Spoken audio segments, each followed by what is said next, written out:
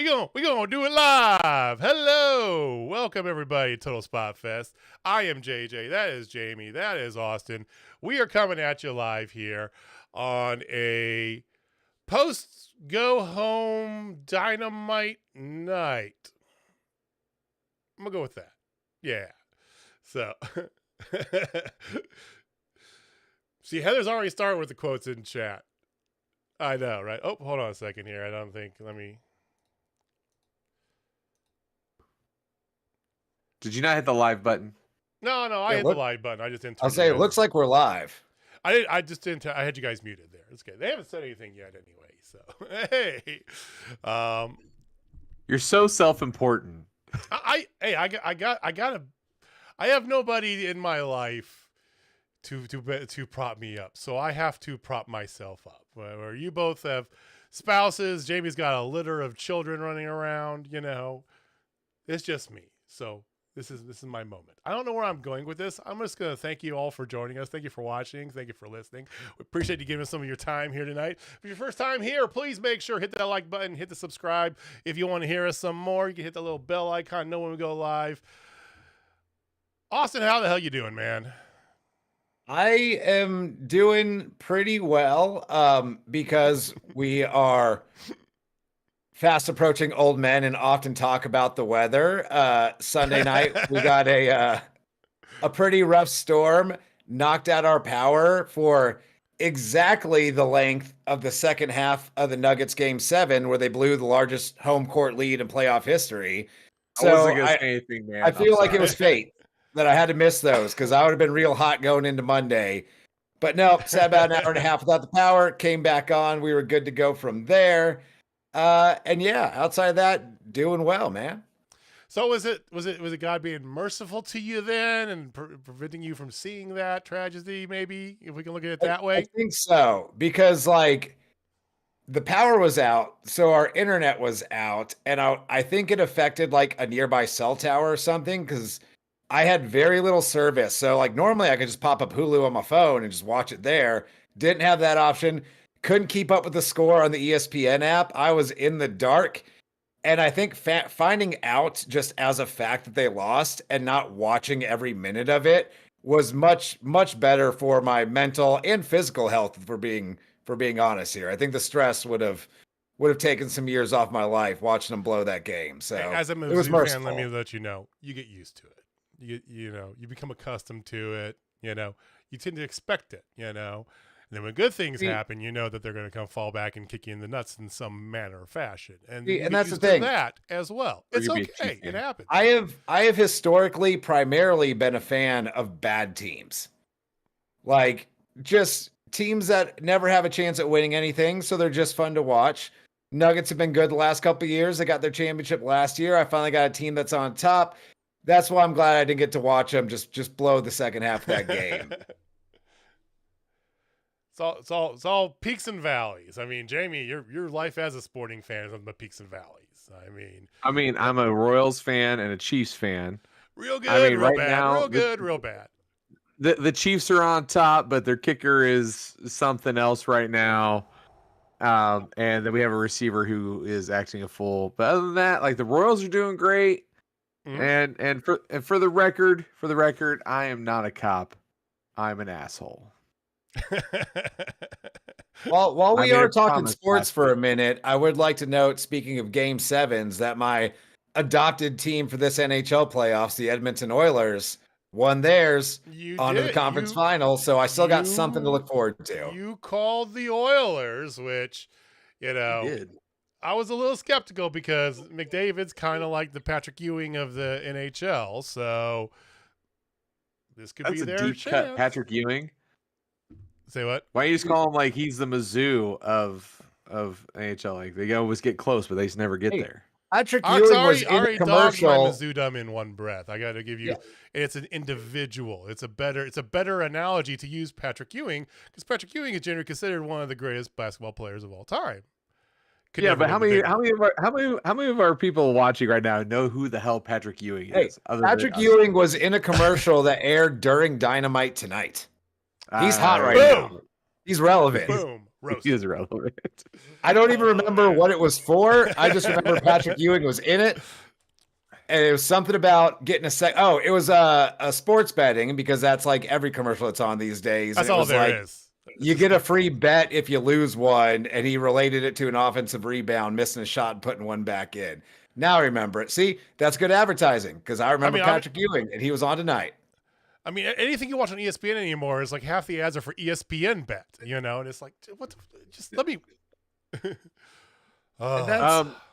Before we get going, gentlemen, I need moderator Heather to give me a number, because somebody here doesn't like John Carpenter films, and I said I would quote John Carpenter movies.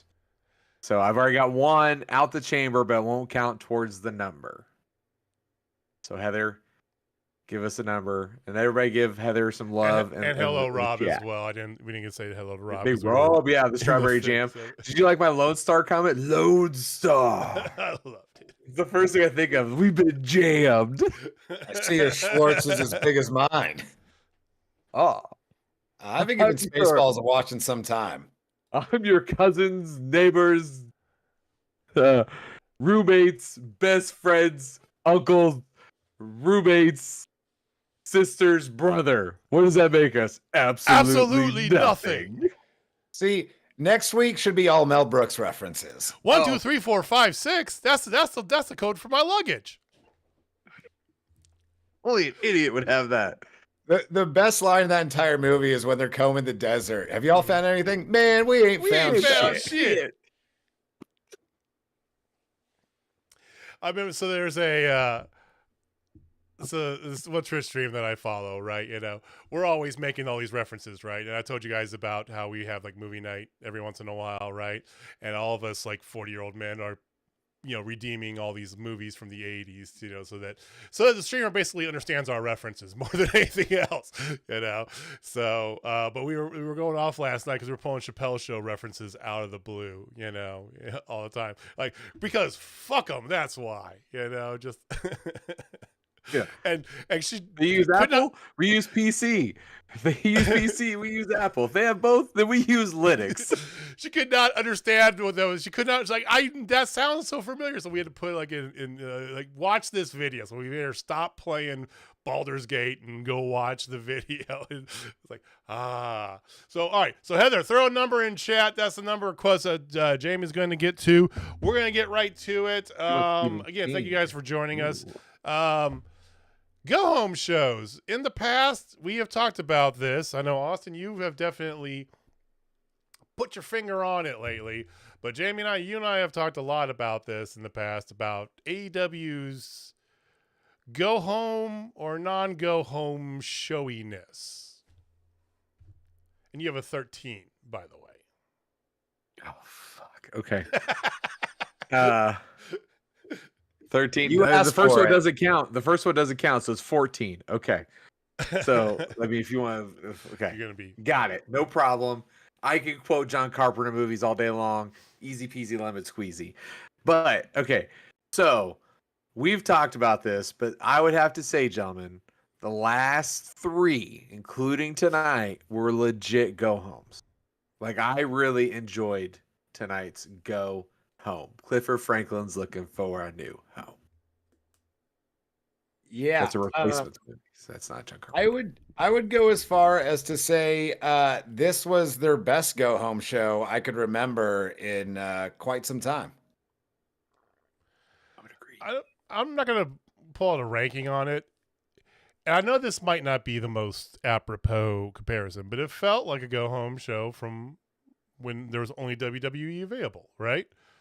It felt like a classic go home, which is something they've never really done. They've either had fall flat on your face or a straight out just wrestling banger that had nothing to do with the pay-per-view, and they slapped the pay-per-view together 2 days later.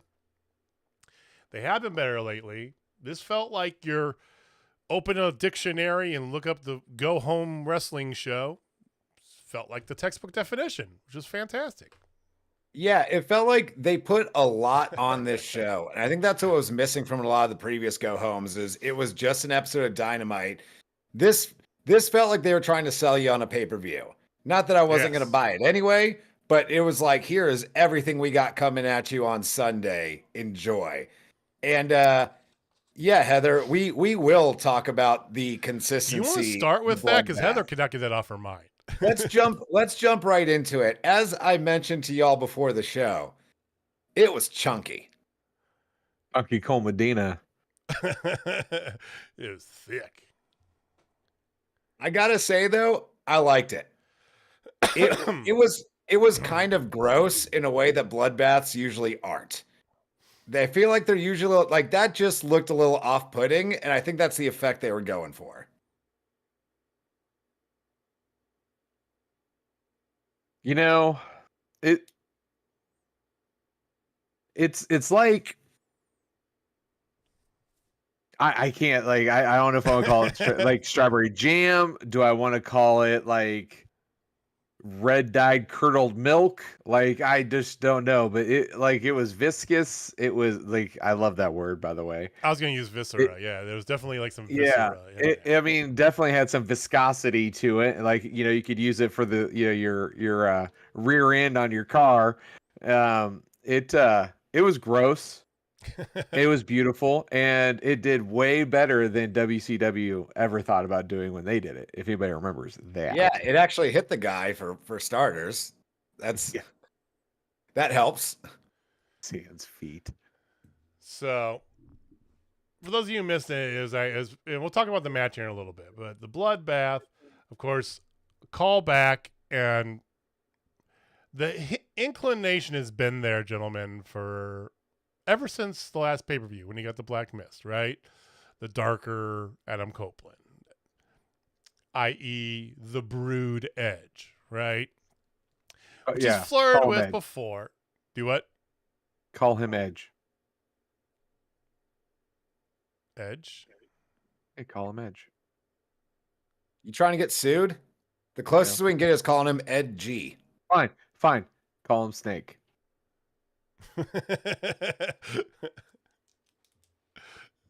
See, that's a tee up for an easy quote, guys. Tee up for an easy quote. I mean, yeah. So anyway, but no, like the old Brood style, and we'll see if we get full Brood. We won't get full Brood. It'd be cool, right? But I like it. It was great. I mean, this match you didn't need to sell me on this match at all, right? A barbed wire steel cage match, yes. With Adam Copeland and Malakai Black, hell yes, right? Add blood into the mix, fantastic. But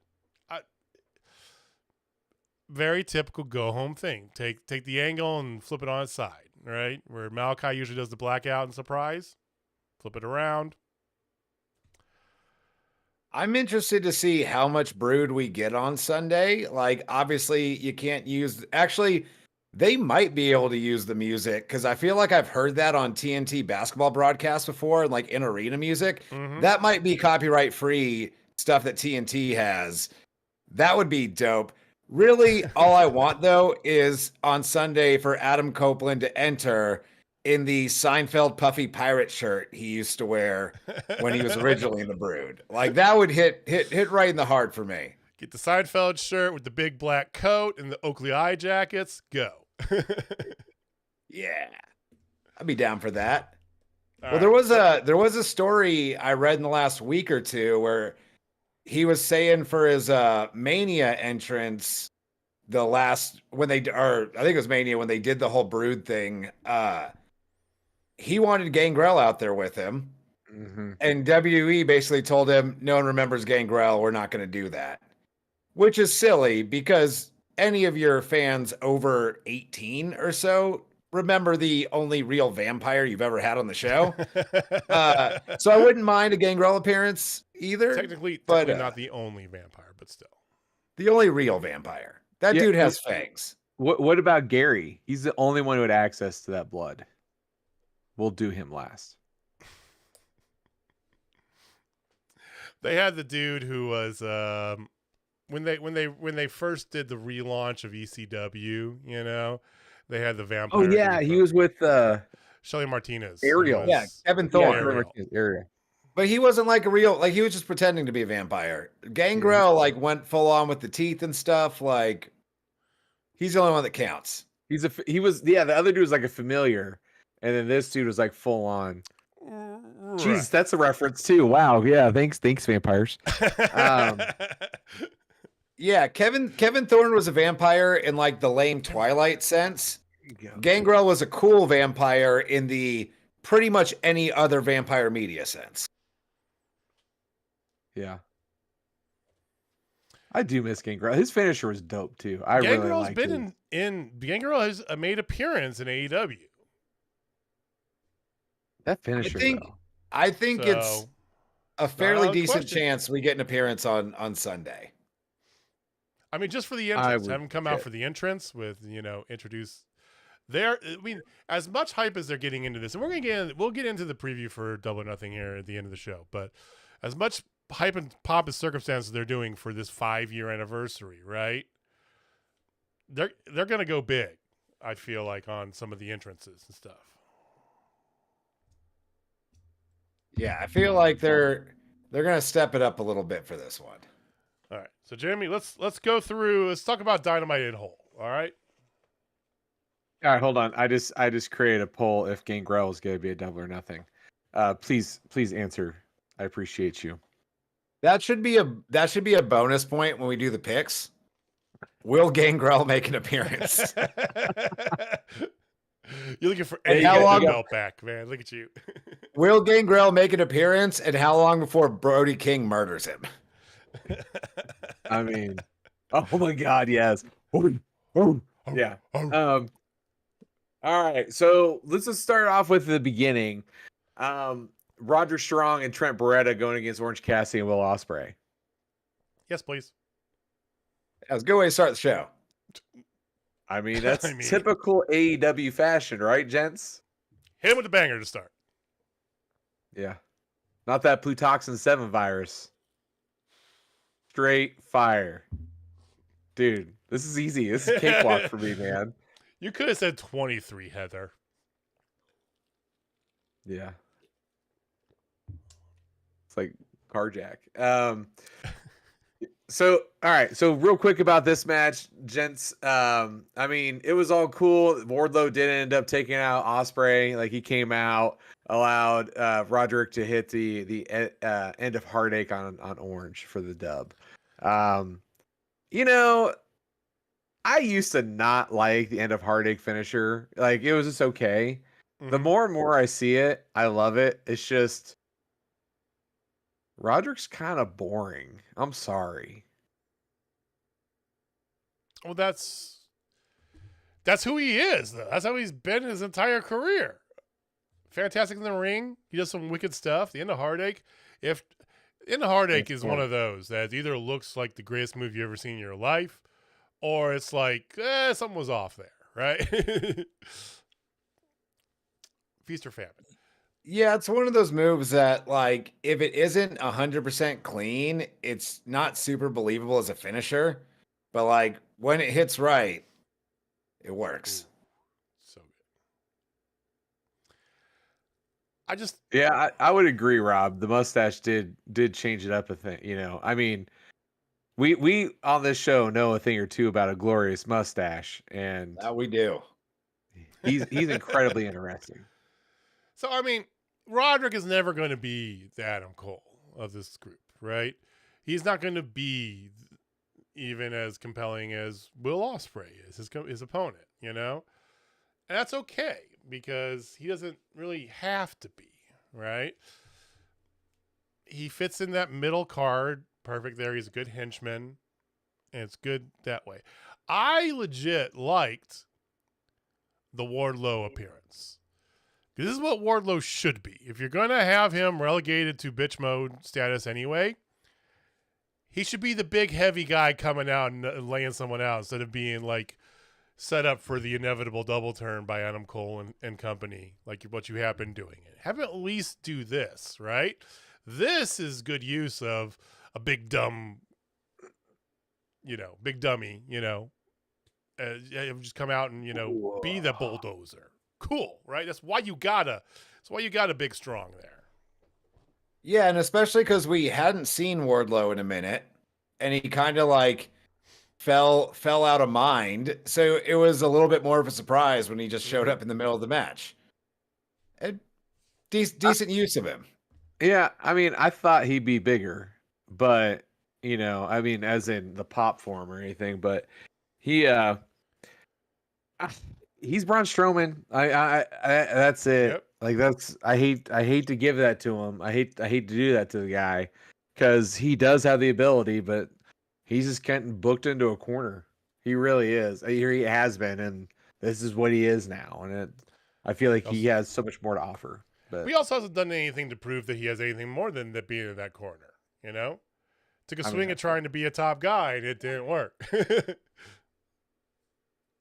Yeah, Wardlow's in a weird spot. Like, with the right guy to feud him with, he got super over with the MJF stuff. But I mean, the question was always post MJF, what are you going to get? And he was super hot for a little while. Now, granted, AEW did just kind of cool him off. But he needs someone much bigger in an aura and presence sense than him to make him super interesting. Otherwise, he's just one of several giant dudes you have on the roster. Yep. And he's not any better than the rest of them. Like, what can you do with Wardlow that you couldn't do with a Miro or a Keith Lee or even a Lance Archer? Like, big guy purgatory. Although I still hold out hope that one day we will get that Meat Madness match. God, please. One day, Tony Khan will deliver. And when that happens, death will come to your little town, Sheriff. I did like Ospreay and Orange Cassidy as a team. Like, they look cool together. One's a little country, one's a little rock and roll. Like, you had Orange Cassidy in his Canadian tuxedo, Ospreay in his fancy robe and whatnot. Nice little touch on them. I'm with you. Yeah, I'm with you there. They're open with the banger, and all four of these guys in the ring, fantastic, good stuff. What you want to see. And props to Trent Beretta for locking in a Go-Go Plata. Like that's something you just don't see every day. And the fact that they actually did it in a wrestling match, like after the fact when Will Ospreay was donning the Crimson Mask. Yeah, it was nice to see. I really enjoyed that. I love MMA, so like anytime I get any of that. It was a lot cooler seeing Trent do it than seeing The Undertaker do it. When it was just silly. You mean Hell's Gate? I feel like why that's is a pretty your giant ass doing this weird submission that takes 10 minutes to set up as a finisher? Just tombstone somebody. That's what we're here for. Yeah, chokeslam, tombstone, 1, 2, 3. Maybe last ride if we're talking biker taker days, but like, yeah, you got cool power moves. You don't need to like lay down and wrap your legs around someone's head, guy. Yeah, I mean he's a huge MMA guy, so there you go. But still. All right. So after this, gentlemen, Matthew and Nicholas ban Darby Allin.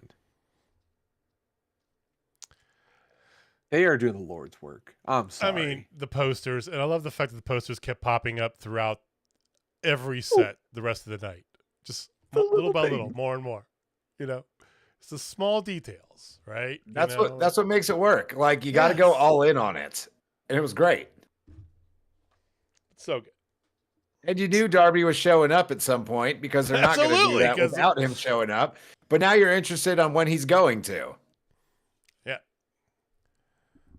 Now, I wasn't aware, but apparently they completely abandoned the Bullet Club Gold moniker. 100%. Good. Yeah, I wasn't aware of that either. I mean, I don't want to say that it's definite, but I mean, they're even introduced as Bang Bang Gang now. I think that's way cooler. I think it's better in the hindsight of it, It made sense from the story he was telling because it's a new Bullet Club, but it just never got over enough for them. So there's been many Bullet Clubs. It's been a thing for so long. Like, let's just do something new. So yeah, I'm all for them just being the Bang Bang Gang from now on. Yeah. Guns up. That's all I gotta say. Like, I love it. Like, I'm sorry. Like, as a diehard Bullet Club guy, like, this is just it's more Americanized and it just makes more sense. In my opinion. I just found it interesting. Like I said, neither pro nor con necessarily, but we had the Bang Bang Gang come out, did a promo. I like the way that they're transporting all their gold, and the fact that even Excalibur's like, they have no need for that. They have a unified title for a reason. They choose to keep the other belts with them to carry around. It's such a good heel touch. Yeah, they got the Acclaims belts. They have the ROH belts, but they have like the unified belts as well. And so they got like a little cart where they put all their belts in and take the cart to the God. And Jay White. And so Jay White comes out, shoots on Pac or Pac. Is it Pac? Is it Pac? Pac? Pac? Pac? Pac? That was the whole gimmick. Yeah, I love that we're doing that. Of course, Pac answers them with Death Triangle. Surprise, surprise. And we're going to get that Double or Nothing. Which good. I'm glad we're getting Jay White on the card. And Death Triangle. Oh, and the Guns too. Like, that'll be a fun match. It's a cool thing to throw on there. I wouldn't be surprised if that didn't end up on 0 Hour, but either way, we're going to get it. That, to me, would be a good one to start the show with, because you get Ray Phoenix in a match. And anytime Ray Phoenix healthy is in a match, it's going to be a wonderful experience. So, yeah. I'm a little upset, gentlemen, though. Why? Brian Keith lost. Yeah. I'm not as much upset that he lost as I am upset how he lost. That he lost twice in one night, basically. When not only has there never been a triple threat where like two guys just won it by doing pinning or submitting some at the same time, it has literally been made a point in many triple threat matches where you can't have both guys pin or submit someone at once. If you were going to do that, why didn't you just book Hook versus Shibata and do some kind of screwed finish and then make it a three-way? Like, you could have done Hook versus Shibata and literally had Big Bill get in there and toss both of them around and Jericho just say, you know what, I'll defend against both of you.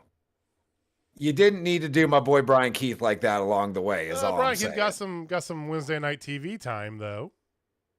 That is true. It was good to see him on Dynamite, and it was cool to see a match with the three of them. But yeah, like, I don't like finishes that are like a one-off thing just to get to somewhere you realize you had to be, but you just didn't think enough about it ahead of time. Like, the double submission was just a little mailed in. So Heather says that she's so angry that Jericho is making this work. Right? Okay. Go ahead, Jay, because I was first. Austin was close behind me, in love with this because this is the old Jericho. Go ahead, expand on that. He gets no glasses for this. Ooh, getting serious, folks. I mean, I don't know who to trust.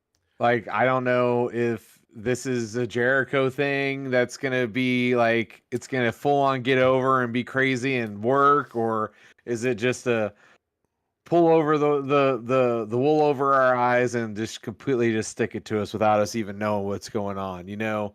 And I'm just scared to death that I am going to love this. And I am starting to get there. And the fact that I enjoyed this segment after how they did the Brian Keith dirty just pisses me off. Yeah, it's Liquid Death. It's the T, Heather. I do the T's. It's fantastic.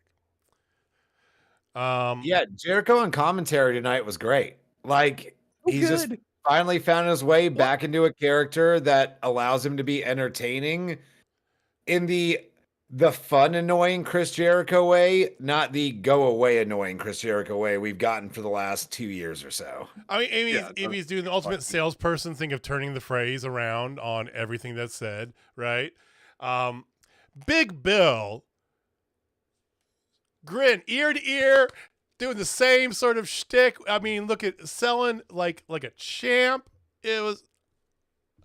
I say it. This is like the original Jericho, right? So that's the point. Yeah. Are you angry he's making it work? In a way, yes, but that's kind of the point, and that's what's beautiful about it. And he even makes fun of it. He even tongue-in-cheek comes out here. Yeah, I got to be out here because, I got to be on Dynamite every week, right? And then him grabbing the mic and saying, like, I can grab the mic and talk to you because, I love to do that. Like, it's fantastic. But yes, triple threat. Yeah, I'm with you. I'm with you both on this. Just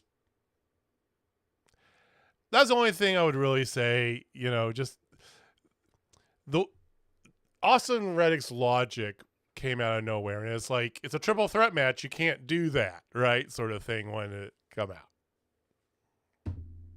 I mean, who needs logic? But Jericho's definitely entered in the world code, man. Like I just don't get it. He's figured it out again. I do gotta say, I wouldn't mind seeing Jericho retain on Sunday after an interference from the newest member of Under the Learning Tree, my boy Brian Keith. I'd be in on that, actually. I mean, Jericho was talking up Brian Keith a lot. He sure was. I'm down for anything that gets Brian Keith on TV more often. Part of me thinks Shibata is going to be the person that goes to the Learning Tree.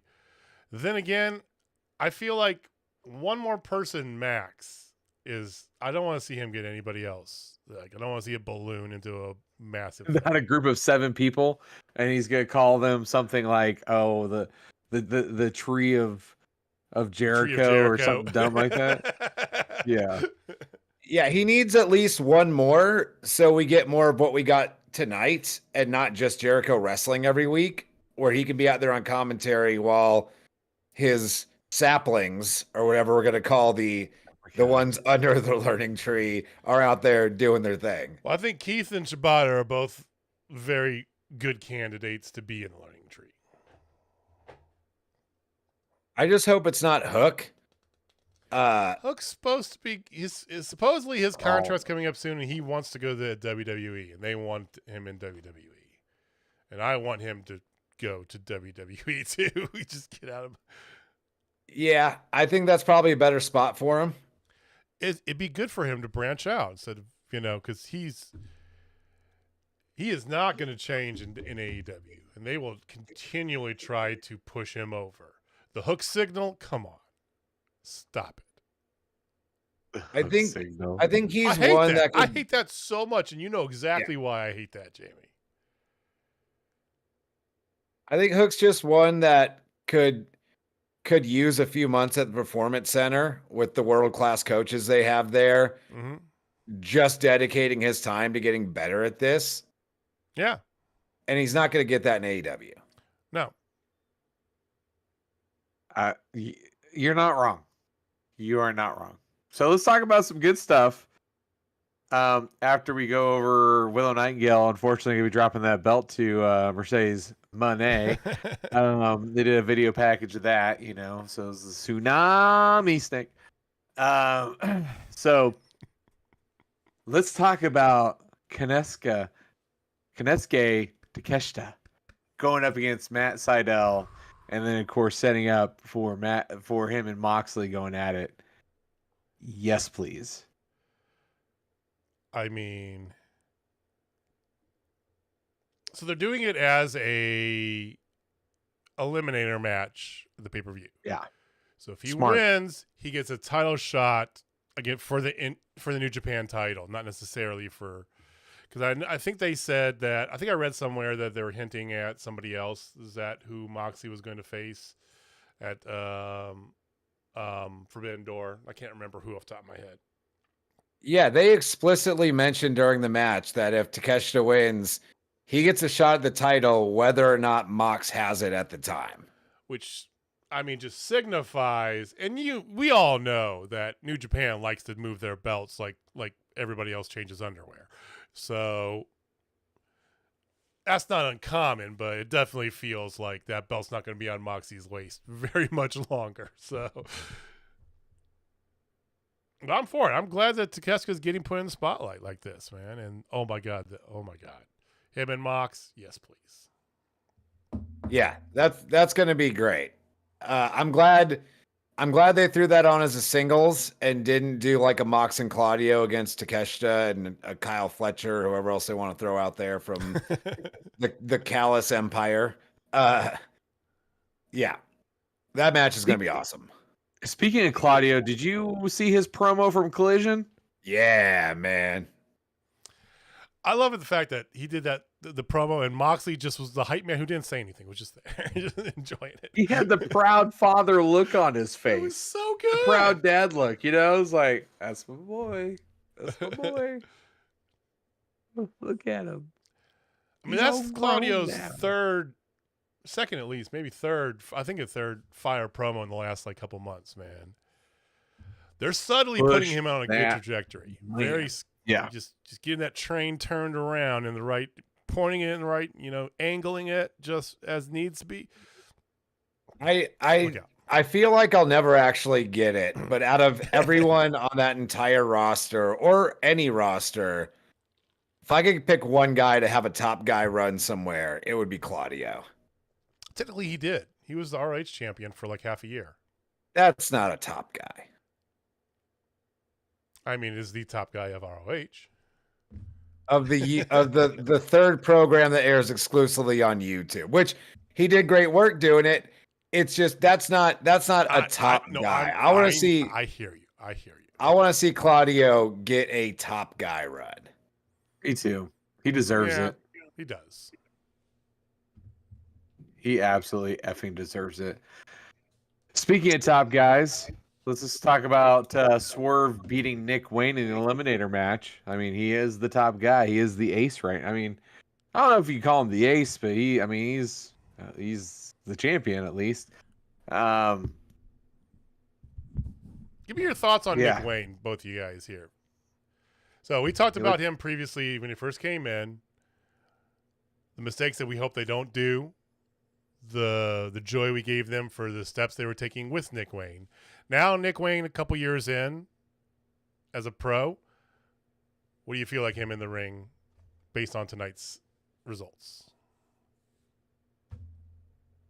I think they did the right thing by putting him with Christian. You got that early babyface run. You put him with Christian. The biggest thing with Nick Wayne, I feel like I've mentioned this in the past, is he has just grown up a little bit and he looks a little bit more like an adult. And that has done wonders for him. Like he looks like he just belongs on the roster as another wrestler, not just another wrestler as in forgettable, but he looks more like a grown man than he used to. Not that he's not going to like grow up a little bit more, but he looks like he belongs now. Not some kid you're throwing out there for the novelty of he's super young. Look at this guy. This match was awesome, as you expected it would be. And it's a good use of Nick Wayne because you've got years and years of him ahead, so there's no reason to rush him or anything, but he's still getting these touches with some of your better talent. Jamie? He's grown a lot. He's come a long way so far. And to Austin's point, he just looks older. And I think that carries a lot more weight. And he's not doing, I mean, he still does the flippy spinny stuff, yeah, but he's like learning to wrestle, if that makes any kind of sense. Oh, like, he's not just that guy who just flies around, does really cool stuff that, some people really enjoy. And he's learned how to actually be a wrestler too and mix it in, like Lucha Libre style, I mean, those guys go hard, but they still wrestle too. I mean, some of the best submissions ever were by luchadors, I'm just saying. But I think And I agree with that. To me, that was my takeaway too, is that he has blossomed right before he actually like signed just after he had like signed his like futures deal, and right before he turned 18, he had a match up in, I want to say it was at Defy, maybe it was in Prestige, somewhere on the West Coast, right? But it was him versus Will Ospreay, and it was basically Ospreay wrestling a 15-year younger version of himself, more or less. And that's what the match was. And it was insane. But it was all just flippy, spinny craziness, right? Something that you can't do on TV, necessarily. All right?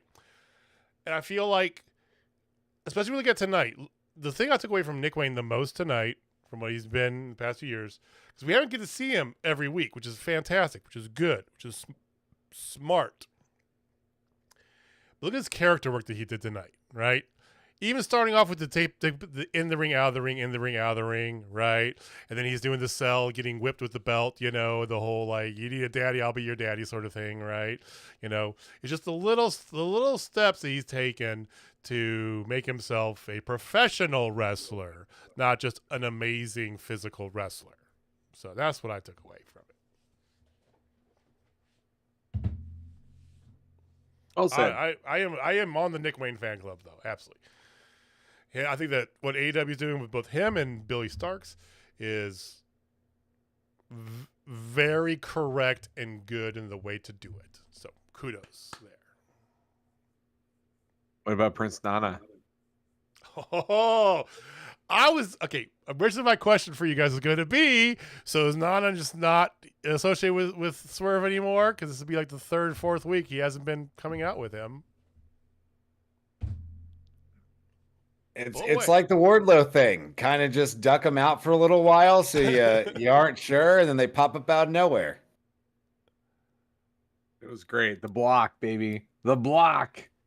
Well, I love Christian running again. Like, this becoming his thing to run and steal a car and leave. That's fantastic. So Christian. If one thing, he is predictable. I mean. So they go out. He goes to steal someone's Suburban, goes to leave, cut off by none other than Prince Nana. And, of course, it leads to a beatdown, dragged out of the car. He goes on top. He does some move to him on top of the car. And then Nana comes out of the chair. They're going to concerto him on top of the Suburban. And Christian runs away on foot. It's all just fantastic. I mean. That's what you should do on a go-home show. It's so good. Yep. Abso-freaking-lutely. I know we already talked about the blood, so we can talk about Malakai Black defeating Kyle O'Reilly. Ooh. Right? Such a good match. And it was a good follow-up to Swerve and Nick Wayne, because you got a completely different kind of very good match right after it. They had a lot of that. I mean, Takeshita was a short kind of, technical, but it was a little bit, but it was very much a squash. Nick Wayne and Swerve on one end. This was just a strike fest, mastery of technical work that Jamie, I know, gets all amped up for. So, I mean, the whole night they had a good variance of match styles, which is not usually the case. I still want to see Kyle O'Reilly join the House of Black on Sunday. I mean, that'd be sick. I don't think he's the one, though. I want to see Beth Phoenix come out. Join the House of Black on Sunday.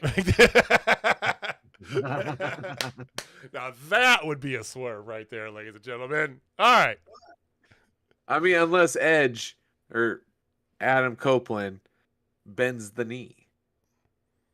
Nah. I mean, yeah, he's not losing. Like, he just wants to meet Duke. That's all. So it's time. It's time, ladies and gentlemen, for the timeless one.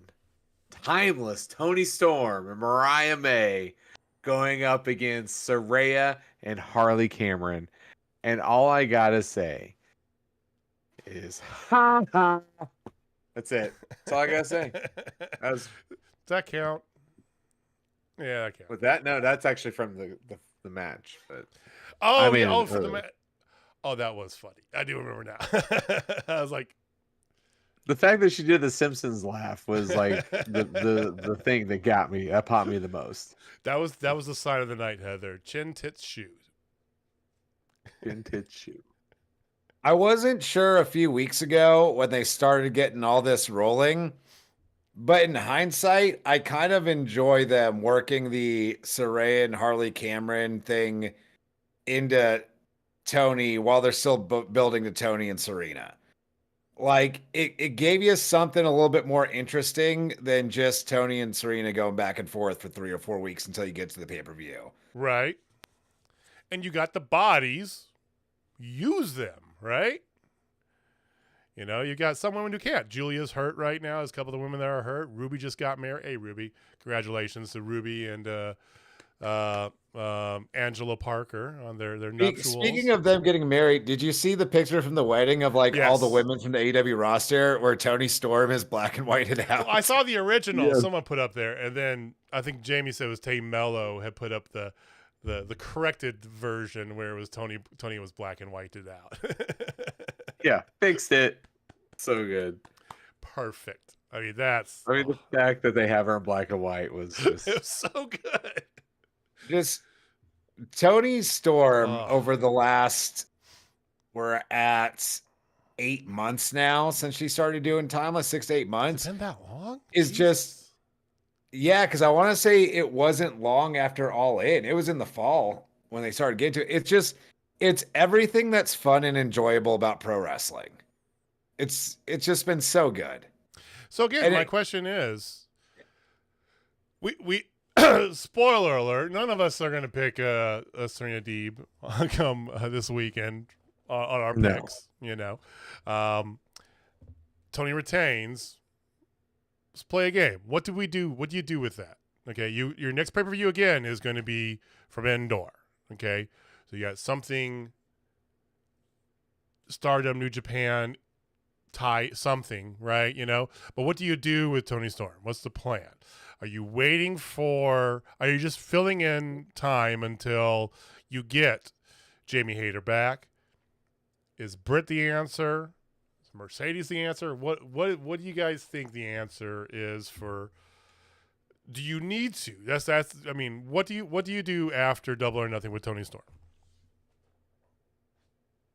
You stay the course for the time being. You don't rock the ship. Just put someone else out there and do the same thing for the next pay-per-view and lather, rinse, repeat. Well, I assume going into Forbidden Door, they will get someone from Stardom. All right.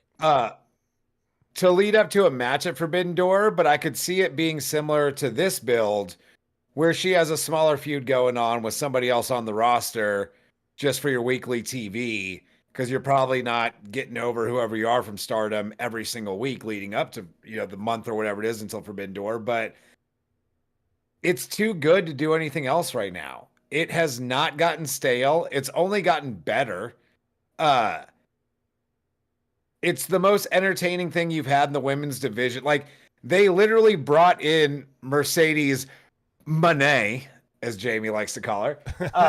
Monet. Thank you. I appreciate that. And nothing Mercedes has done since she showed up has come close to being as good, entertaining, or over as Tony Storm has been for months now. Well, to be fair, Tony Storm wrestles, so that is true. Honestly, the most over thing Mercedes has done is getting put through a table by Willow last week. As I said last week, I wouldn't mind seeing Willow after she drops the title to Mercedes. I wouldn't mind seeing her move into a program with Tony. But I don't think you don't change what works. There's a reason why Hulkamania ran wild for the better part of 8 years. I'm just talking about, like, programming wise, what do you do with her, Jamie? I mean, originally we had talked about the Maria May thing. Do you think that's still the long-term angle?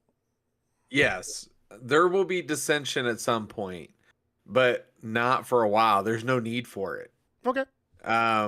I think what Tony is doing right now is nothing short of phenomenal. Like, that's all there is to it. It's captivating. It's hilarious. It's beyond eccentric. and it's everything you never knew you really wanted in wrestling until you saw it, because no one's ever really done anything like this. It is 100% something that is brand new, and it's captivated everybody. And the thing is she's not a heel anymore.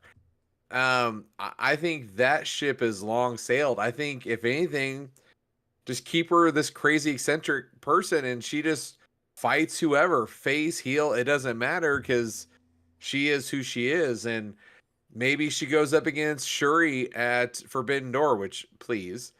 And then by then you're gonna be talking All In. Maybe Jamie Hayter's back, maybe not. There's been nothing really said about Jamie. Maybe it's Britt Baker. That'd be a great match right there. And maybe Britt is the one who does it, or you just keep riding the Tony tide, and just I don't even mean to say that Jamie Hayter or Britt Baker needs to take the belt off of her. I'm just thinking my only concern, and I think it's just because we've been burnt by this enough times with this company, is the whole Jade Cargill thing again. Like, you're doing the same thing, right? It's just, I just want to see, because every month, they've been putting up competition for her in feuds, and Deonna Purrazzo, Thunder Rosa, now Serena Deeb. None of us believe that any of them had any shot of winning that belt at all, right? And that's the only part that I would like to see changed, right? Make it believable. Give me something where I have some doubt, If Tony retains through it and has the belt for 3 years straight, cool, right? But that's the only part where I'm just like, maybe it need something more. And I'm not saying there's an answer to that. I just wanted to get you guys' opinions about, what you do with her as you move forward. I would throw out a counterpoint to that. Sure. There is a stark difference between Toni Storm basically doing the same thing as Jade Cargill, but there's a stark difference between Toni Storm and Jade Cargill. Jade Cargill is an attraction that, like, you just want to see. With Toni, the matches are an afterthought. Not that you don't want to see good matches as well, which she's had good matches during this run, but the character is so entertaining, you don't really care. With Jade, it was cool to see Jade out there. She just looks like a star, like an absolute goddess. But you just weren't getting this much entertainment out of Jade Cargill. It was, you see it, but now you've seen it, and it was seeing the same thing over and over again. Where Toni, it's what's she going to do next? And you don't really care who she wrestles. Now, if you can throw someone out there, which is why I'd thrown out Willow moving into something with Toni, even if Willow doesn't beat her and take the title, that's one where you think Willow might be able to overcome that and you get a little bit better story. But until Tony's act starts getting stale, like, it really doesn't matter who you throw out there with, because you're just there for the Toni part of it. Really quick on Mariah May, though, I think they need to hold off for quite some time on the turn and that feud, because Mariah May is also a very entertaining part of the Toni Storm ensemble right now. She's pulling her weight real hard in all these segments and these promos. She's right on time, right on cue with everything. Like, I think if you go too quick to telling that story, you're leaving a lot of entertainment on the table. I'm with you. Couldn't agree more there. Hell, on Collision, she got herself, Toni undressed and covered herself in Serena's flag, and Mariah May's facial expressions were priceless. It's just those two now. They've been setting up the stage. They've been doing the little kind of foundational pieces for Mariah May, to make her a big star. A lot of stuff they're doing with Mina Shirakawa, is played into that, I feel like, right? Because they're basically just weaving this fabric, and they're just now getting the loom starting to get turned, and eventually they'll branch her off and they'll be the turd and it'll be on her own, right? But I feel like they've got a lot of foundational pieces where it's not just going to be like, oh, she turns on her boss or whatever, right? It's going to be very rewarding. I think that day happens when you have Mariah versus Toni. See, and going back to what I was saying last week, that's all the more reason I want to see a 4-way at Forbidden Door with Tony, Yeah. Mariah, and whichever 2 Stardom girls you want to throw out there. I still say 6-way. And I want to see that end with Mariah basically just serving up the win to Tony, because it gets you thinking like, okay, this is a dissension, but you get swerved and Mariah's like, nope, I'm just with Tony. As Heather said, I'm clinging to her bosom. I still want to see that 6-way. If you want to see what we talked about, check out our episode from our live replay from last week, guys. We got quite into Forbidden Door Stardom Fantasy Booking Island. And really quick, just talking about the go home and how we talked about earlier, just different styles and different variety throughout the show. This was right after a literal bloodbath. Yeah. We got the bloodbath, and then we got Timeless Tony Storm. What a great 2 hours of pro wrestling. I mean, and the main event was, I mean, I know, Austin, you had to have been very excited about the main event because you did get to see Double J Jeff Jarrett on your TV screen. Oh, loved it. I love any time I get Jeff Jarrett on my TV screen. Yeah, I mean, Brian Danielson against Satnam Singh, who I thought would be taller. And yeah, Satnam, and maybe it's Brian, but Satnam looked better as a wrestler than I've seen him in the past. If you can't go out there and have an entertaining 10-ish minutes with Brian Danielson, you are legally dead. I hear you. And even then, he could probably drag a corpse through a solid 10 to 15. I'm trying to give the man some credit here, though. I mean, he was selling like the whole like no sell of the stuff coming back. I mean, he was doing his stuff. He's doing his part. Give the man. Yeah, he did exactly what you needed him to do here. Yeah. Like, I bet, like, there's a point during that match, he's like, I swear to God, I thought you were dead. Talking to Satnam because he's dragging his ass everywhere. Like, I think my favorite part about this was that they didn't try and sell it as something that wasn't. They didn't try and insult your intelligence. Commentary the entire time was just saying, this is a setup. This is just the Bucks trying to beat up Danielson. They weren't trying to really make Satnam look like this unstoppable monster. It was, we found the biggest guy we could to beat your ass because we got to wrestle you on Sunday. And I really appreciated that little point in the story.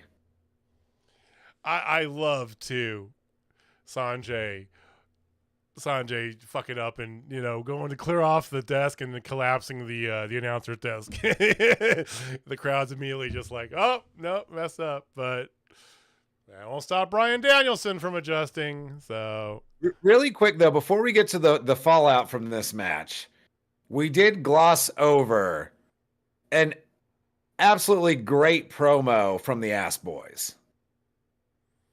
Setting up the tag match for Collision to decide whether or not the trios match is for the titles of Double or Nothing. They have come, and I say this every time they show up on TV, they have come so far from the Dark and Elevation days when they were just Billy Gunn's disappointing kids. Like, they are legit. I mean, they've got it all. I mean, they got the looks. Get that from the daddy. They can wrestle. They both got good skills. They got a variance of skills too. It feels like those early 90s tag teams where you had the one athletic guy, the one personality guy, right? So but they've got the athletic chops to go with it. They are hella entertaining. They know just how to talk is probably the best thing too, right? Everyone knows Austin's the talker and Colton is the less talker of the two, but they know how to just portion it out just perfectly. Yeah. And they back it up in the ring, and they are future like world stars. Like, I mean, they are already a multiple time champion in their own right, but I am with you. I saw someone the other day mention that AEW doesn't really develop homegrown talent, and Exhibit A, the Guns. Yeah. I've been on the gun show for a while. Like, big fan of those guys for their run. Honestly, their tag team championship run. Like, that's when they started. And when they dropped him, when they came out to Many Men. I think when they came out to Many Men, when they did the new entrance, like, they just had this whole new persona, and it's just, yeah, I'm in. It blows my mind that obviously not necessarily one-on-one in ring, but just as a presentation, they seem like equals to Jay White and not just lackeys. I even love how like when they do their like promos together, it's always this and this and this and Austin, right? So it's like the ongoing gag that they have running with it. It's just it's a Jay White thing, but it's so good. I mean, yeah, there. And we're gonna get Guns versus Lucha Bros, which yes, please. Yeah.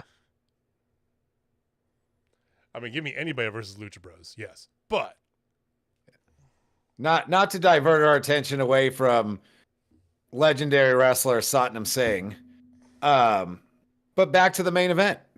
hey, 1 in a billion. I mean, yeah. I mean, we could just talk about how. I mean, obviously, if you didn't watch it, you already know Bryan Danielson won.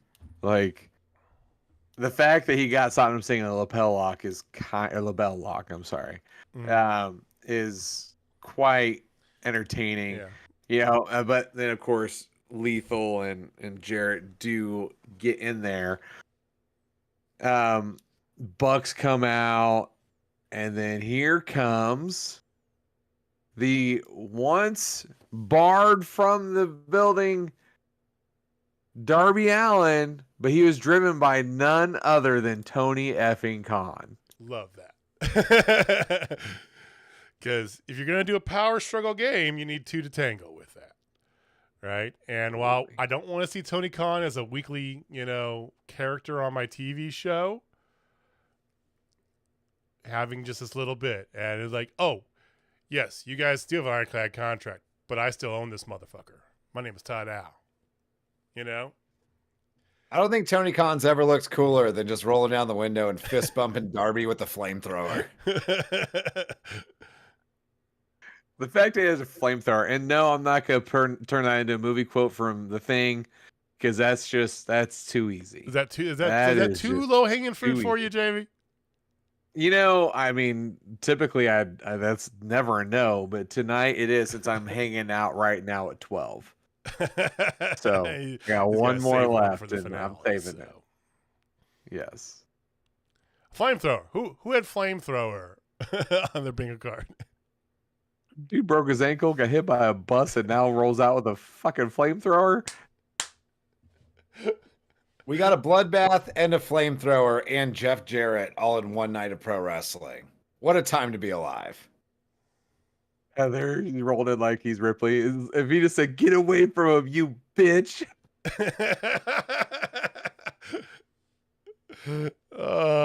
I mean, tonight's whole show was brought to you by Mad Max, or the Furiosa movie coming out. So I'm seeing it this weekend. Oh, it looks so We're good, seeing it tomorrow night. Oh, I think we're going tomorrow night too. Like, it deserves my money. It legit deserves my money. It looks good.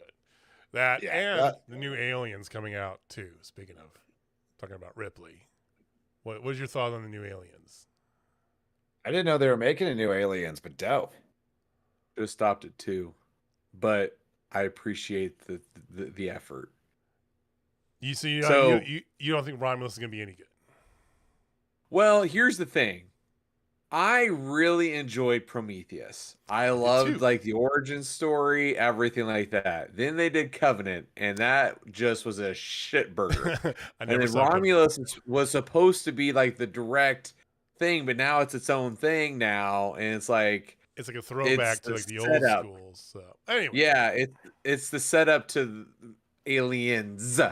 So I'm looking forward to that part. I'm just worried because they'll probably fuck it up. Well, I mean, Hollywood's ran out of ideas, so we'll see. They definitely have. Someone who hasn't run out of ideas is Tony Khan, and so we have a full card for this Sunday. So Again, next week when we come back here, we're going to go over the card in just a second, but we will give you the results. Currently, as you see, none of us are holding that belt. Jamie's daughter, Megan, is our current champion. I even congratulated Recent high school graduate, Megan. And I'll say the same thing here that I said in her card. Congrats, Megan. You're still not my champion. Did you see that yet? Yeah. I 100% had to do that. There was no way I couldn't do that. But we will have the results of our picks next Wednesday as they come in. Let's go through the card. Jamie, do you have it pulled up? No, but I can in 2.2 seconds. All right. Well, I know we're starting off with main event. They have a triple main event that they're going to be doing. Okay. So you got Swerve versus Christian. Okay. Yeah. Yeah. Go. Yeah. So, all right. So let's start off. They haven't said what's going to be on the buy-in because Double or Nothing has the buy-in. It doesn't have 0 hour. No, that's right. Yeah. Yeah. This is the one that does that. So you have Orange Cassidy versus Trent Beretta. A straight up wrestling match. It was what Trent wanted, a straight up wrestling. Do you believe that, Austin?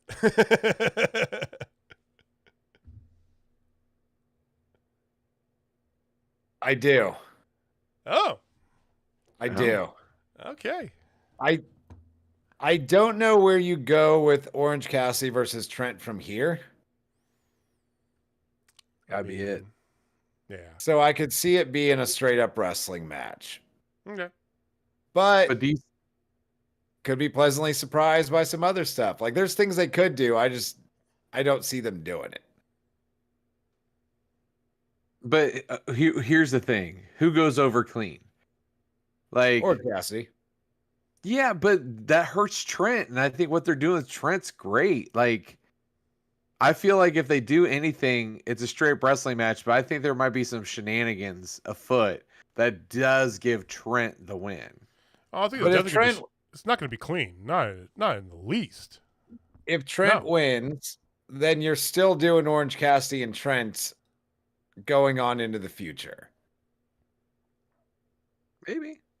Perhaps. Now a fun wrinkle would be a straight up wrestling match where Orange Cassidy cheats to win. He's done that. And we get a little wrinkle in Orange Cassidy we haven't seen before.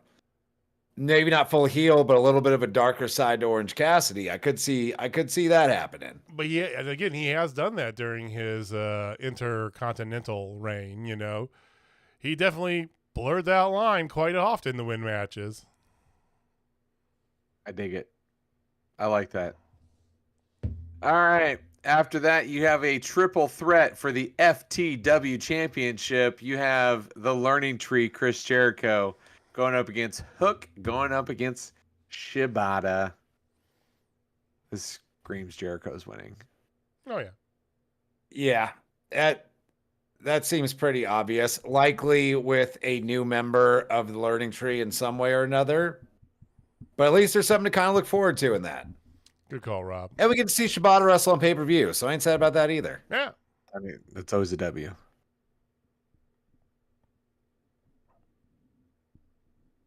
Oh. So, Bang Bang Gang versus Death Triangle. Now, I thought they already... So, I know that Death Triangle just came in here, but I thought the Acclaimed... What happened to the Acclaimed? The unification. What do you mean? Like they lost. I thought they were gonna still come after him a little bit. Like they just disappeared. I think they've popped up on Rampage here and there. Yeah. Okay. But I figured they would like not be happy. They just lost their belts and they're like, oh, okay, it is. It was time to move on from the it's their Acclaimed break in the time. Trios title picture. It's their break time. Maybe their promos, we're coming after you eventually, you know, it's one of those type of things. Yes. Yeah. But I think they're probably on break right now. We were on a break. All right. You have the Women's World Championship match. Serena Deeb, the woman of 1,000 holds, and Timeless Toni Storm, woman of I don't know how many holds, but she is an actress. Woman of 1,000 headshots. Who would have 1,004 headshots? Oh my gosh, she did that. That would have been amazing. Nice callback there. That'd been great. We've already talked about this one ad nauseum, so. Yeah, we did. Moxley versus Takeshita. An eliminator match. Takeshita wins. He gets a shot at the in New Japan title at some point in time in the future against whoever holds the title. Does this steal the show, guys? I'm gonna say maybe. I think it depends on what you prefer in pro wrestling. I think it could if you are very much into the kind of match this is going to be. I don't know if there's going to be a clear and away one match. Like we had Ospreay and Danielson, we had Ospreay and Takeshita at previous pay-per-views that like were just being miles beyond everything else. There is a good spread of different stuff for everybody on this pay-per-view, and I think depending on what your particular flavor is, something is going to over-deliver for you. This is going to be a phenomenal match, for sure. I think and because the card is extra loaded this time here, it's tough to say that's going to be the show stealer. Because it's like, it could be. 10 matches. I mean, it could be. 10 matches. I know. And there still hasn't 10 been matches is why I am fairly certain the trios match is going on the buy-in. Something's going on the buy-in for sure. Yeah, trios match goes on the buy-in. I can see Orange and Trent on the buy-in if they don't do the trios. I can see Orange and Trent on the I think you're gonna get the other 9 on the pay-per-view proper, the trios match on the buy-in, and I think we will also get Thunder Rosa and Deonna Purrazzo on the buy-in. Oh, I'd be in. A third women's match? Settle down now. They've been building to that for some time. Yeah. You have Cope going up against Malakai. We already talked about this. I don't see Cope losing, honestly. Cope's fine. Not just Cope versus Malakai in a barbed wire steel cage. Barbed wire steel cage. And this one could steal the show if you love just violence. I mean, violence. Just give it to me. Ultra violence. Yeah. All right. Then you have probably I think is going to be the best wrestling match of the night. Roderick Strong versus Will Ospreay. 120. I am looking forward to this one so much. Yeah, that's just yeah. I just hope that they let it be a good match and don't have too much of I worry that they're going to have the Kingdom and all them interfere a little bit too much in this match. But it's a good story, so whatever. Austin, anything? Yeah, like you're going to get the Kingdom involved one way or the other. But you're also getting Roderick Strong versus Will Ospreay. So it's going to be great no matter what. Roderick Strong, Roddy is the modern day Lance Storm. That's all I gotta say about that. The demise of Willow Nightingale versus Mercedes Moné. And this is 1/3 of the triple main event. So they're putting it on. We're officially in the main event. They are working really hard to make Mercedes a big deal. And it's put up or shut up time. Now, there's no way she's not winning. We have seen Mercedes, Sasha Banks do some incredible things in wrestling matches, right? One of the signature moments of like the old NXT was her Brooklyn match against was it Charlotte or Bailey? I mean, she can do it, right? You know, that's why there was all the hype around her. Let's see. Maybe she still can. Right. Hopefully she still can. I hope. I'm actually really interested to see what the crowd reaction is to her in general. Like from the get-go, from her entering, like how over she is with that crowd. Yeah, because it definitely seems like she has cooled off a ton since she debuted. But we're finally getting to see her wrestle, so we'll see. And we should be getting her as like full heel too.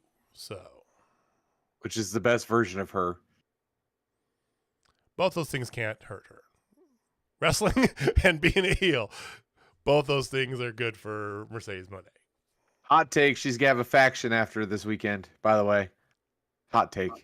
Okay. Yeah, she's joining Jeff Jarrett and Satnam Singh and all that.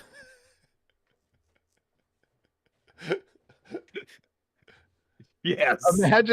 Imagine like from now on, her entrance is just her riding to the ring on Satnam Singh's shoulders while Jeff Jarrett struts alongside of her. That's all I want now. CEO. Oh, God. Yes. All right, we have the AEW World Championship. Christian Cage versus Swerve the Man Strickland. This is going to be amazing. There's no reason to believe it won't be. Christian has not had a bad story in 2 years now. I mean, it's all gold. So I don't think he's had a bad match since he's been in AEW either. Like, to give him his props. Yeah. And this will be fun to see a different kind of match with Swerve. Like, we got a little bit of it when we got Swerve and Dustin Rhodes a while back. But it'll be nice to see Swerve in a little bit more of that, like, more traditional pro wrestling match, even though it's phenomenal when he gets to do the more spotty stuff with everybody. Like, always down to see that too. But this will be a different kind of match for Swerve, which will be good to see. Yeah. I mean, we already know he's gonna win, but this is gonna be entertaining as hell. Oh yeah. And speaking of entertaining as hell, yes, I'm just waiting for it. The Anarchy in the Arena match. You have the Elite, which is Jungle Man Jack Perry, the Bucks, the Rainmaker, Okada. What did you call him? Okay, yeah, sorry, yeah. No. Kazuchika Okada. Full government name. Oh, Jesus, okay. The Rainmaker, Kazuchika Okada. We don't want to get sued. We don't want to get hit with a fine. Okay. Yeah, I don't want to get fined. Going up against Team AEW of the FTR, Darby Allin, and Bryan Danielson. There's something that's going to happen in this match. And I think there's a lot of things that are going to happen in this match. I think since it's Anarchy in the Arena, I think we are going to see one Adam Hangman Page. What side is he going to be on? The Elite. You think so? Absolutely. I mean, he was suspended from the Elite. Yeah. He wasn't fired from them. Don't think we're getting Hanger on Sunday. He's had some time off. I don't think you have to bring him back right now. This card is absolutely loaded without him. I don't think it needs it. I don't think the Elite storyline needs Hanger anymore. Because if you bring him back with the Elite, you're moving on too quickly from the real interesting Hanger we got for a little while before he stepped away after Revolution. Or not Revolution. And you can bring him back and put him back into the Swerve picture now that Swerve has the title. Because that's printing money right there. We're not going to get Omega because he made his appearance and he's now prepping for surgery. Or he already had the surgery, maybe. I don't even know. But I fully expect some shenanigans about, I don't know who that is per se. I don't care. I am for it. Whatever it is, let's go. It's going to be there's going to be a bunch of weird shit happening in this match. I just know it's going to be so good. Oh, I can't wait for it. I just see somebody turning on AEW and join the Elite. Like, it just, something like that's going to happen. Okay. Or you have somebody helping against the Elite that'll set up them going up against Okada. But I even think you could do it within the match because it's a giant no rules brawl all over the arena. It could end with Okada pinning Danielson to set up Okada and Danielson 3 at Forbidden Door. Like, I don't know if you need outside folk in this match unless it's Tony Khan showing up in the RoboCop suit like they did in WCW back in the day, like something Well, ridiculous we like are that. just pulling out WCW bad references left and right. I enjoy pro wrestling at its silliest. Turns Yeah, to a like, Chamber of Horrors match. No, I'm sorry. I think if you did get someone outside the match interfering, I think Tony Khan getting involved in some way would make some sense. That makes the most logical sense, yes. But outside of that, I don't think you need it. Like your team AEW is full of guys that can lose. Yeah. Like Yeah. the FTR guys get pinned all the time. Like in straight up tag team matches, they're almost unbeatable. But they lose in singles matches all the time. Either could eat a pin in a big match. Danielson basically just lives to get pinned these days. In the bigger matches. And Darby loses nothing by getting pinned by anyone in that match. So you don't really need the big interference to cost team AEW. And even then, like, either the Bucks could get pinned by anybody too. Like, it doesn't like. I just don't think you need other people to protect anyone in this match. I think that if you're looking on the AEW side of things, the one person, and maybe not involved in the match, but in the post match, Claudio, to set up Claudio Okada. I would be 100% into that. Think about it. There's the BCC Especially connection the way with his promos Danielson. have been. Well, there's the Blackpool connection with Danielson. They've been setting up his promo work, doing all that, right? You know, talking about it. He's the only member of the Blackpool Combat Club who is not in a match on this pay-per-view. Where's Wheeler? I think He's been hurt for some time. I know, but he's a part of the Blackpool Combat Club, and he's not on the card. Well, he hasn't been there for a guy. Either he's injured or he's taking some time away. With you. You're not wrong, though. I think I would still rather see this be a straight up 4-on-4. Mm-hmm. And I would love to see, because I'm assuming the Elite is probably winning this match. I wouldn't mind them coming out for their victory lap on Wednesday and then Claudio coming out and confronting Okada. Okay. That'd be cool. But that is a match I need to see. I think that it feels to me that that's kind of, yes, it's easy. It's low hanging fruit, easy painting, like we said, for Okada, Danielson, right? We've also seen that before multiple times. But I mean, Claudio, that just feels right. So you guys let us know what you think. Any wild predictions? Throw them in chat. Throw them in the comments down below. Let us know. All right. I mean, final question. You can't miss with Okada versus Danielson, though. Like, you just can't miss with that. You can't miss. I know. That's the thing. It's like when he's at this healthy, point, though, I would rather see Claudio and Okada than Okada and Danielson for a third time. Exactly. Because do you need to see? Just like I know that once he's healthy, we'll probably get another iteration at some point in time of Ospreay versus Omega. Do we really need to? No. I mean, I want to. It's like you ask yourself, do you really need that extra piece of pizza? Yes. Yes, you do. Yeah, you do. Yeah. All right. Any you guys think any other outside of this match, just in general, pay-per-view and all?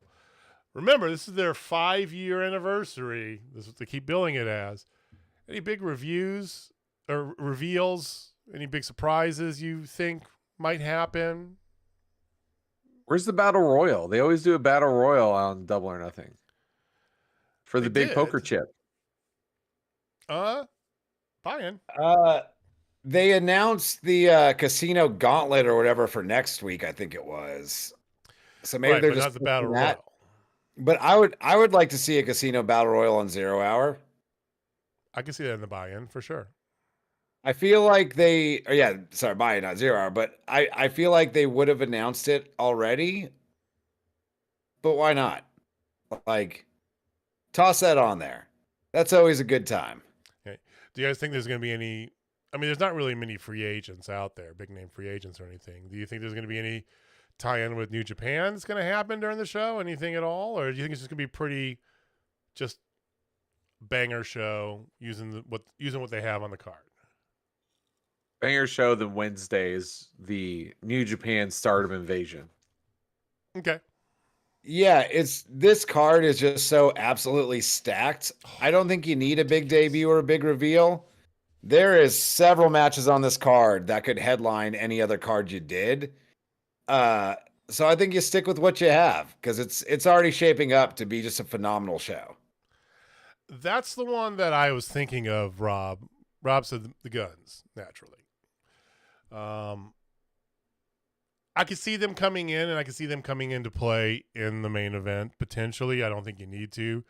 I agree with you both that you might get a better splash out of that on Wednesday. Yeah, I think that's better saved for TV. That's better saved for the start of the build to Forbidden Door, not the end of Double or Nothing. Yeah. All right. Well, I agree. Again, we will have results next week of our picks for Double or Nothing. We'll talk about the pay-per-view as well. And we'll see what they do from the go out. I feel like next week's Dynamite might just be a banger. It might just, because I feel like, because this is the weird time where they literally have to, in 1 month, build a completely from scratch pay-per-view with a bunch of people that half the audience might have no idea who they are, right? So I feel like next week's is going to be a big Dynamite. That's just my inclination.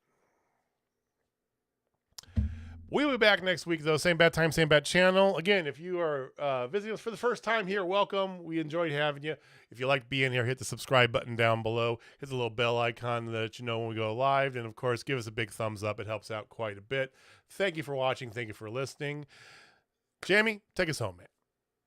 All right, ladies and gentlemen, if you're not down with Total Spotfest, I got 3 words for you. Sleep tight, kids. All right, guys. We'll see you next week.